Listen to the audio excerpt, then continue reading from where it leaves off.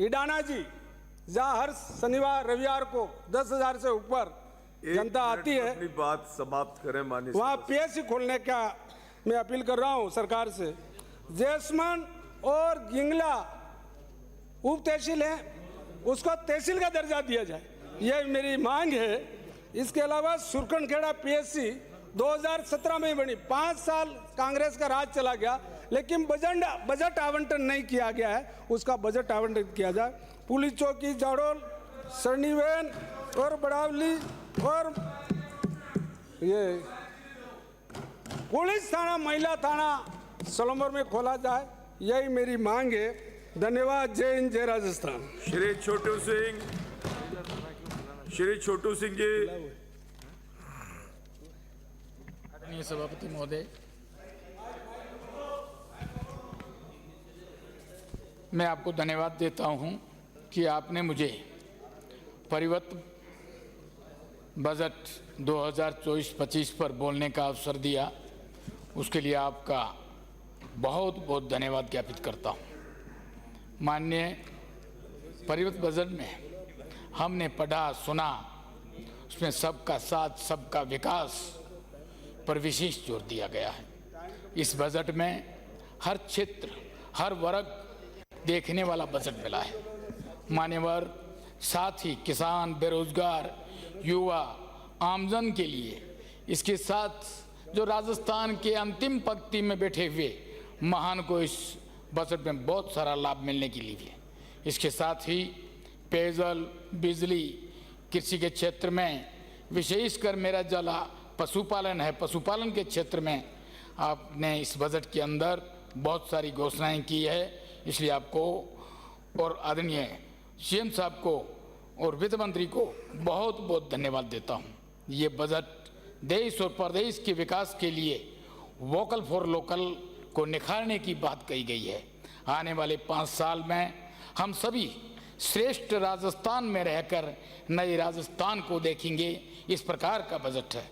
मान्यवर, किसान, महिला, युवा सभी वर्गों के लिए बेहतरीन जीवन होगा। आदरणीय विकसित राजस्थान की तरफ से ये बढ़ेगा। मान्यवर, मैं भारतीय राजनीतिक में एक ऐतिहासिक वर्ष है, जिससे आदरणीय प्रधानमंत्री नरेंद्र भाई मोदी जी को लगातार तीसरी बार भारत को समर्थ भारत की विकसित भारत बनाने के लिए जनता जनार्दन ने आशीर्वाद दिया। मैं माननीय सभापति महोदय, ये हमारे आदरणीय पीएम मोदी जी के विकास की सोच का फल है। आज विदेशी लोग भी भारत को इस सम्मान की नज़रों के साथ देखते हैं। ये सिर्फ पीएम मोदी जी के आयामों का बजट है। आदरणीय मोदी जी की गारंटी देश को भरोसा है, इसलिए भारत की जनता ने उन्हें आशीर्वाद प्रदान कर विश्वास कर जताया है। आने वाले समय में माननीय मुख्यमंत्री भजन लाल जी के नेतृत्व में राजस्थान सरकार सुशासन, जन कल्याण की धारणा पर विकसित राजस्थान की दिशा में आगे बढ़ेगा, ऐसी हमारी सोच है।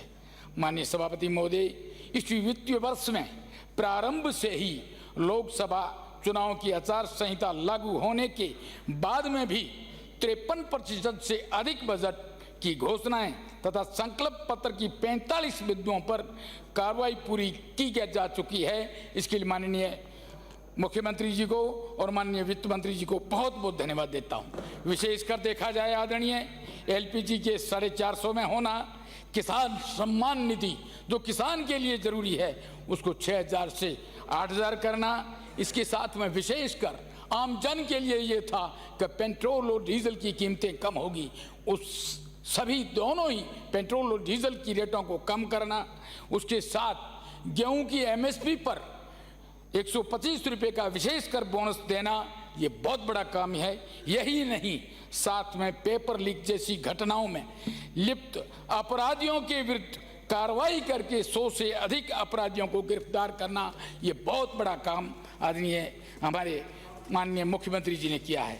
माननीय सभापति महोदय, मैं धन्यवाद देता हूँ माननीय मुख्यमंत्री जी भजन लाल जी को और उप मुख्यमंत्री वित्त मंत्री आदरणीय दिया कुमारी जी को, कैसे बजट भाषण में आपने मेरे विधानसभा जैसलमेर के लिए बहुत सारी घोषणाएं की है।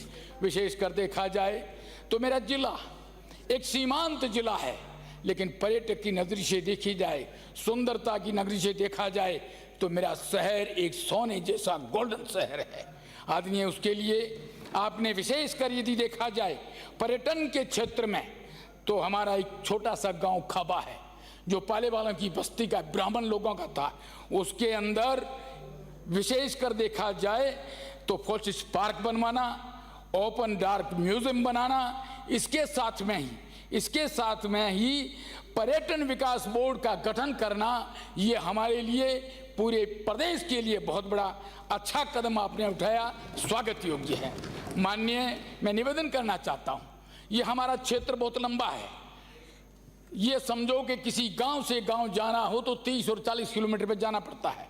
जंजनियाली गांव जिसमें केवल उप तहसील थी, उसको तहसील बनाना हमारे लिए ये बहुत बड़ा भाग्य का काम है। साथ में मैं धन्यवाद देता हूं आदरणीय माननीय मुख्यमंत्री जी को, माननीय वित्त मंत्री जी को, जिन्होंने इस प्रकार का काम किया।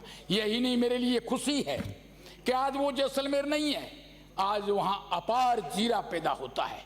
हम सोचते थे कि जीरा लेके गुजरात जाना पड़ेगा, और बड़ी सोच थी कि गुजरात जाके बेचेंगे, पता नहीं कौन सा भाव होगा, लेकिन हमारी सरकार ने इस ओर सोचा। माननीय मुख्यमंत्री जी ने, माननीय वित्त मंत्री जी ने हमारे जैसलमेर में कृषि के लिए जीरा मंडी की घोषणा की, इसके लिए आपको बहुत बहुत धन्यवाद देता हूँ। आदरणीय, ये भी नहीं है, युवा विकास संकल्प कल्याण के लिए पॉलिटिक कॉलेज है जिसमें हर बच्चा हुनर सीखता है, और उसमें कुछ ऐसी कमियां हैं, कुछ विषय पूर्व सरकार के समय नहीं थे, लेकिन नवीन संकाय खोलना, उसके साथ में सीटों की वृद्धि करना, और एक और बहुत अच्छा काम किया, 25 बेड क्षमता वाला नशा मुक्ति के लिए केंद्र बनाना, ये हमारे लिए बहुत बड़ा काम किया है। मैं इनको इसके बारे में भी बहुत बहुत धन्यवाद देता हूँ। यही नहीं, ऊर्जा के क्षेत्र में जैसलमेर बहुत बड़ा क्षेत्र है, और उसके अंदर कई केवी की लाइटें पैदा होती है। हम प्रदेश की भी पूर्ति करेंगे, यहाँ तक कि राष्ट्र की भी पूर्ति करेंगे। उसके लिए मैं चाहता हूँ आदरणीय, आपने घोषणा तो 132 की डांगरी में की, वो स्वागत योग्य है, लेकिन मैं चाहता हूँ कई कंपनियां वहां आ गई, और वो कंपनियां केवल इस हिसाब से बैठी है कि किसी प्रकार से इस जमीन को हड़पी जाए। हमारे पुरखों ने बहुत बड़ी मेहनत मजदूरी करके उस जमीन को संचय करके रखी थी। ऐसी सोच नहीं थी कि इस जमीन का कोई दूसरा मालिक था। हमने तो यही सोचा था ये लैंड हमारी और हमारे पूर्वजों की और आने वाले भविष्य में हमारे बच्चों की होगी। लेकिन आज आदरणीय निवेदन करना चाहता हूं, उसके बारे में 1 मिनट लूंगा कि आज वो जमीन हमारे बेरोजगार युवाओं के लिए खिलवाड़ा हो। हम चाहते हैं आदरणीय उस जमीन में जो भी किसी भी प्रकार का उद्योग खोला जाए, सबसे पहली प्राथमिकता हमारे जिले के हमारे निवासियों को दी जाए, ताकि उनको रोजगार मिल सके। ये मेरे लिए और प्रदेश के लिए बहुत बड़ा मुख्य काम है। आदरणीय, ये भी नहीं, अरुण चौधरी जी, माननीय सदस्य श्री अरुण चौधरी। माननीय सभापति महोदय जी, सर्वप्रथम तो मैं धन्यवाद देता हूं कितनी हो रहा कि आपने मुझे परिवर्तित बजट। प्लीज माननीय सदस्य, प्लीज अंकित नहीं हो रहा। माननीय सदस्य, आप बोले, आपका समय प्रारंभ हो चुका है। माननीय सभापति महोदय, सर्वप्रथम मैं धन्यवाद देता हूं कि आपने मुझे परिवर्तित बजट 2024 और 2025 पर बोलने का मौका दिया। महोदय जी, मैं धन्यवाद देता हूं हमारे यशस्वी लोकप्रिय मुख्यमंत्री श्री भजनलाल जी शर्मा को,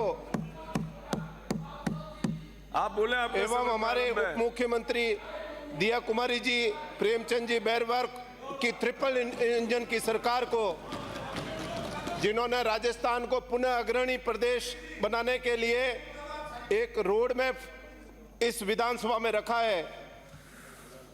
यह बजट 10 संकल्पों के साथ जिस प्रकार रखा गया है, मुझे पूरा विश्वास है कि यह बजट हमारे इस प्रदेश की दिशा और दशा तय करेगा।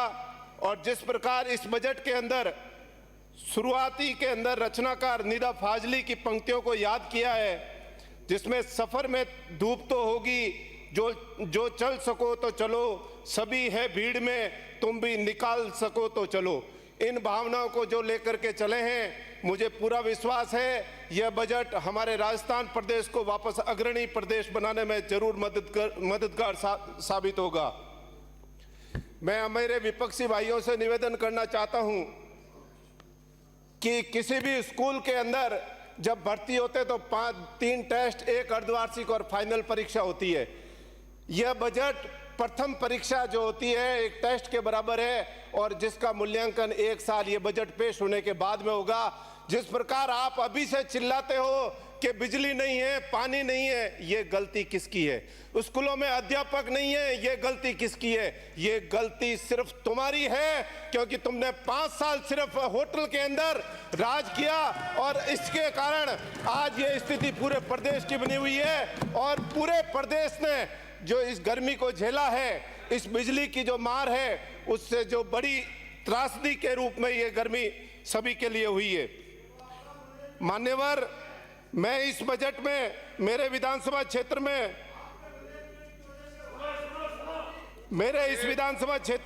स्थान पे बैठे बैठे कोई नहीं बोलेगा। घोषणा हुई है उसके लिए बहुत बहुत धन्यवाद देता हूं हमारे मुख्यमंत्री जी को और हमारे दोनों उप मुख्यमंत्री महोदय को कि उन्होंने रिफाइनरी के आसपास के क्षेत्र में पेट्रोलियम हब के रूप में विकसित करने के लिए जो घोषणा की है। इसके अलावा इस देवभूमि को रणछोड़ राय मंदिर जो है उसको उसके जीर्णोद्धार के लिए भी जो घोषणा की है उसके लिए भी बहुत बहुत धन्यवाद। 132 केवी के 2 GSS दिए उसके लिए भी धन्यवाद। मैं कुछ मांग आपके मार्फत सरकार से करता हूं कि मेरे क्षेत्र के अंदर ग्राम पंचायत असाडा और ग्राम पंचायत पाडलू की CSC को क्रमोन्नत करावें और नई PSC खोलने के लिए आसोत्रा, कालूड़ी, देरिया, मूल की ढाणी, ग्वालनाडा, नेवरी, कुड़ी एवं अन्य कई ग्राम पंचायतों में, क्योंकि हमारा जो जिला है वो सुदूर है और बॉर्डर से सटा हुआ है और हमेशा जब बजट होता है तो वो यहाँ जयपुर से जब स्टार्ट करते हैं तो बाड़मेर तक जाते जाते तो ख़त्म हो जाता है। तो बाड़मेर और बालोतरा एक सुदूर गांव है। इसके अलावा चांदेसरा एवं थोप ग्राम पंचायतों में PSC स्वीकृत है, परंतु भवन अभी तक निर्माण नहीं हुआ है। मैं सरकार से मांग करता हूं कि इसके लिए बजट की घोषणा करें। हमारे खेल मंत्री जी भी बैठे हैं, इनसे भी मैं निवेदन करता हूं कि हमारे स्टेडियम बच्चों के लिए जो आधा अधूरा पड़ा है उसको भी पूरा कराने के लिए आप मदद करावें। और बालोतरा के जो शहर है वो वस्त्र उद्योग के लिए काफ़ी प्रचलित है और इस वस्त्र उद्योग के अंदर बिटूजा और बालोतरा में नए ट्रीटमेंट प्लांट की घोषणा करावें। इसके अलावा जोधपुर, पाली, बाड़मेर के प्रदूषित पानी को एक नाले के द्वारा कच्छ की खाड़ी में डाले जाने की कोई योजना बनाकर मदद करावें। कई विद्यालयों को क्रमोन्नत एवं नए विषय खुलाने की मदद करावें। बालोतरा में रोडवेज डिपो खोलने एवं पचपदरा बस स्टैंड का आधुनिकीकरण कराने की भी घोषणा करावें। बालोतरा समदड़ी पाली मार्ग सड़क मार्ग का भी पुनर्निर्माण, पादरू फाटा से जागसा रोड क्षतिग्रस्त है, इस रोड को भी स्टेट हाईवे बनाकर इसका पुनर्निर्माण कराया जाए।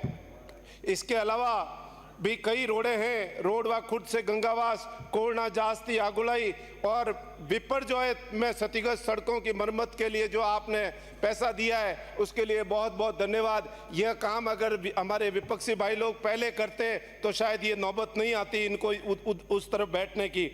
इसके अलावा हमारे स्वायत्त शासन मंत्री बैठे हैं, मैं उनसे भी एक निवेदन करता हूँ कि आप हमारे नगर परिषद की वित्तीय स्थिति काफ़ी ख़राब है, तो वहाँ की सड़कों को बनाने के लिए आप एक अलग से पैसा दिलाने का मदद करावें। जसोल को पूर्ण तहसील बनाने की घोषणा करावें। और हमारे सबसे मुख्य बात है, हमारे प्रवासी भाई जो राजस्थान से बाहर रहते हैं उनके लिए प्रदेश में एक विशेष छूट दे करके और उनको वापस यहाँ पर राजस्थान कैसे बसाया जाए, उनके लिए यहाँ पर ज़मीन और जो उद्योग करें उनके टैक्स में छूट दे करके और उनको यहाँ राजस्थान में बसावें, जिससे कि राजस्थान के जो प्रवासी हैं उनको राजस्थान आने में बहुत ही सहूलता रहेगी। इसके अलावा मुझे पता है कि ये पिछली सरकार जो थी उन्होंने जो पैदा किए, जो अपने आप को कहती थी जन कल्याणकारी, लेकिन मुझे पूरा विश्वास है कि जन कल्याणकारी नहीं, ये सिर्फ बजरी माफिया, माफिया, नकल माफिया, वाहन चोर माफिया, पानी चोर माफिया, बिजली चोर माफिया और ठेकेदार माफिया बन करके रह गई। इसके अलावा मैं धन्यवाद देता हूँ, कल हमारे विपक्षी सदस्यगण भीमराव जी भाटी साहब और चौमू के हमारे सदस्य बैठी है और रतन देवासी जी को भी, जिन्होंने इस सरकार के बजट के ऊपर तारीफ की, तो मैं उनका भी बहुत बहुत धन्यवाद देता हूं। अंत में मैं अपनी इतनी सी बात कहूंगा कि यह सरकार 24/7 घंटे काम कर रही है और जिस सरकार का एक ही ध्येय है, और जैसे हमारे उप मुख्यमंत्री दिया कुमारी जी ने अपने इन शब्दों के द्वारा अपनी बात कही, श्री मुकेश भाकर, एक मिनट ले रहा हूं, संत रविदास जी की पंक्तियों को याद किया, 100 बरस लो जगत में ही जीवत रही करू काम, रैदास कर्म ही धर्म है, कर्म करूं काम। अतः जिस सरकार का कर्म ही मनुष्य धर्म है, निष्कर्म कर्म करते हुए कार्य करने का हो, उस सरकार को कोई विपक्ष दगा नहीं सकता। धन्यवाद आपने जो मुझे मौका दिया, धन्यवाद। जय हिंद, जय भारत। माननीय सभापति महोदय, 3 घंटे वित्त मंत्री जी ने बजट पढ़ा और हर कोई सदस्य इस उम्मीद में बैठा था कि अब कुछ ना कुछ उनके लिए घोषणा होगी, उनके सेक्टर को मिलेगा, इस राजस्थान को नया कुछ मिलेगा। लेकिन माननीय सभापति महोदय, जिस तरह से भाजपा की सरकारें हमेशा करती आई है, पैसा है नहीं और बजट किस तरह से गुमराह राजस्थान की जनता को करें। 3 घंटे पढ़ा और उसमें से सिर्फ यही समझ में आया कि 20 हैंडपंप एक विधानसभा को मिलेंगे, बाकी सब कुछ गोल कर दिया, जो कि हमेशा प्रवृत्ति रही है। और पहली वित्त मंत्री बजट पढ़ रही थी और जैसा इससे पहले सदस्यों ने कहा, इनकी यशस्वी पूर्व मुख्यमंत्री, पहली महिला मुख्यमंत्री इस राजस्थान की, जिनका डरी जबान से कुछ सदस्य नाम ले रहे थे, वो सदन में मौजूद नहीं थी। सभापति महोदय, इससे बुरा कुछ हो नहीं सकता। और मेरे से पूर्व सदस्य ने कहा कि कबीरा का एक दुआ पढ़ा कि 2 पार्टों के बीच में जो आ गया वो बचा नहीं, लेकिन आपके तो पार्ट 3 हो रहे हैं। आप जरूर बच के रहना, किसी पार्ट के नीचे आप लोग नहीं आ जाएं। सभापति महोदय, इस बजट में सिर्फ मोदी जी और भजनलाल जी, इन 2 शब्दों के अलावा मुझे लगता है कि कुछ भी इस राजस्थान की जनता के लिए नहीं था। माननीय सभापति महोदय, शिक्षा को लेकर बजट जो हमेशा से एक इस राजस्थान के लिए एक अच्छी मिसाल पेश हुआ, उस बजट में शिक्षा का नाम ही हटा दिया गया, उसको युवा विकास एवं कल्याण के साथ शामिल कर दिया गया। 1 लाख नौकरियों की घोषणा आप लोगों ने की और उसमें से कोई वर्गीकरण इस राजस्थान की जनता के सामने इस सदन में आपने नहीं रखा। आपने ये नहीं बताया कि इन 1 लाख नौकरियों में आप संविदा पे देंगे, नरेगा में लगाएंगे, शिक्षा विभाग में लगाएंगे, चिकित्सा में लगाएंगे। ये उसी तरीके की घोषणा है जैसी मोदी जी ने 15 लाख रुपए की घोषणा लोगों के लिए की थी। तो ये इस तरह की एक जो चाल चरित्र भारतीय जनता पार्टी का रहा है कि गुमराह जनता को कर दो, 1 लाख नौकरियां देंगे, उसका वर्गीकरण भी तो बताते कि इस विभाग में देंगे, अब देंगे, कब देंगे। और सभापति महोदय, आपके माध्यम से मैं इस राजस्थान की जनता के लिए एक भीख मांगना चाहूंगा कि ऐसे शिक्षा मंत्री जो कैसे बयान बनने के बाद उनके आ रहे हैं, कभी कह रहे हैं उल्टा लटका दूंगा, कभी डीएनए टेस्ट करा रहे हैं, कभी किसी के पिताजी का पता मांग रहे हैं, और अकबर का नाना कौन था, ऐसे शब्द आने के बाद उन्होंने आप राजस्थान की जनता के सामने रखे हैं।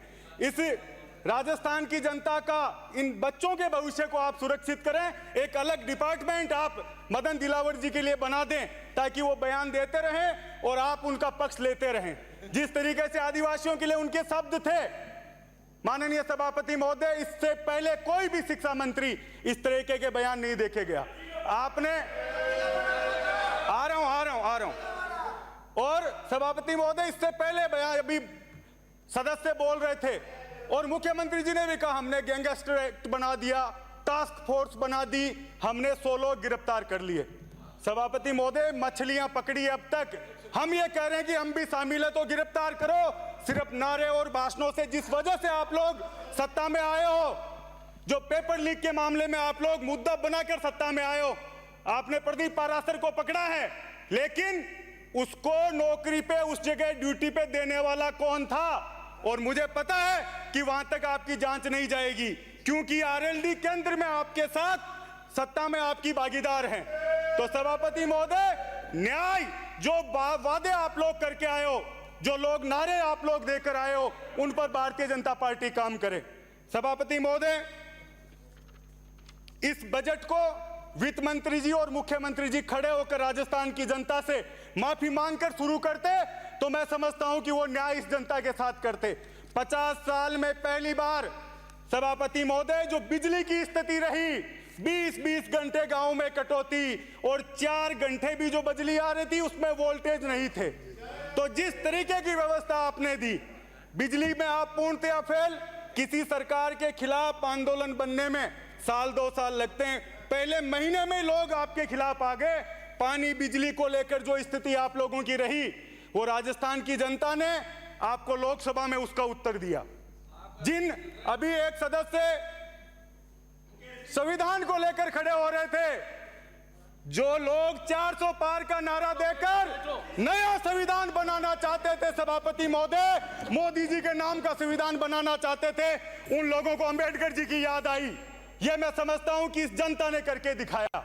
और जो 400 पार नया संविधान जो नारा दे रहे थे सभापति महोदय, उनके कान के पास से निकलिए, केवल पार हुए, 400 पार नहीं हो पाए। और सभापति महोदय, इस देश के किसान को, गरीब को, दलित को, अल्पसंख्यक को, जो इनकी डिक्शनरी में नहीं था भाजपा की में, उसको बार बार याद कर रहे हैं। इस बजट में कम से कम बाबा साहब अंबेडकर का नाम तो लिया दिया कुमारी जी ने। इससे पहले तो आप लोग भूल ही गए थे कि बाबा साहब ने तो संविधान बनाया ही नहीं, मोदी जी ने संविधान बनाया है। तो यह स्थिति सभापति आप लोगों की है। जेजेएम जो योजना है, प्रधानमंत्री जी, हर घर नल। पूरा हो गया आपका समय नहीं हुआ सभापति महोदय, 2 मिनट बच रहे, मैं लगा के पढ़ रहा हूँ आगे। पूरा हो गया, मेरा 2 मिनट बच रहे हैं, मैं 7 मिनट 5 ही मिनट हुए। सभापति महोदय, जो नल, हर घर नल की जो योजना आप लेकर आए, उसमें एक भी गांव में आपका पानी नहीं पहुंचा है। श्री उदयलाल डंगी, श्री गोपीचंद मीणा। माननीय सभापति महोदय, मेरे को बजट 2024-25 पर बोलने का मौका, अवसर दिया, इसके लिए बहुत बहुत धन्यवाद। ऐसे नहीं, सबको 7 मिनट मिल रहे हैं, इसमें कोई वो नहीं कर रहा। मैं सबको 7 मिनट दे रहा हूं, इनको भी और इनको भी। या बोलने वाले 28 है, या बोलने वाले 13 है। अब राजिए सदस्य, ऐसे नहीं होता। आप बोलिए, आपका समय प्रारंभ हो गया। माननीय सभापति महोदय, मेरे को बजट 2024-25 पर बोलने का आपने अवसर दिया, इसके लिए बहुत बहुत धन्यवाद। आदरणीय मुख्यमंत्री श्री भजनलाल शर्मा साहब के नेतृत्व में राजस्थान प्रदेश के उप मुख्यमंत्री, वित्त मंत्री महोदय आदरणीय दिया कुमारी जी के नेतृत्व में 10 जुलाई 2024 को बजट राजस्थान विधानसभा में प्रस्तुत किया। उसकी चहुमुखी और बड़ी भारी प्रशंसा हो रही है। प्रदेश का हर एक तबका बजट से संतुष्ट होकर प्रदेश की हमारी सरकार का कोटि कोटि धन्यवाद दे रहा। आदरणीय सभापति महोदय, सर्वप्रथम मैं मेरे भीलवाड़ा जिला एवं शाहपुरा मेवाड़ क्षेत्र के में बजट के लिए जो सौगातें दी है, उसके लिए मैं हमारे मेवाड़ की और जहाजपुर विधानसभा क्षेत्र की ओर से धन्यवाद, आभार प्रकट करता हूं। पूर्ववर्ती कांग्रेस सरकार ने आरंभ से ही भीलवाड़ा और शाहपुरा